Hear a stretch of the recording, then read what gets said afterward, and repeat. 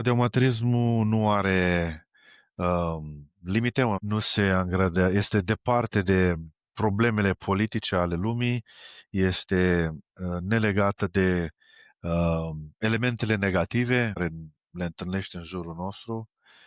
Prieteniile de radioamatori sunt atât de speciale încât este greu de crezut pentru oamenii care nu sunt radioamatori ce prietenii poți lega.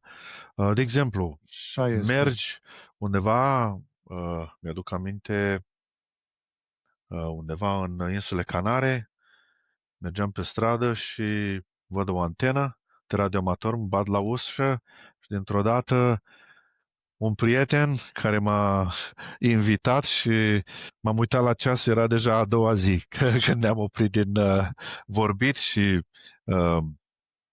depănat de amintiri și de povești legate de radioamatorism.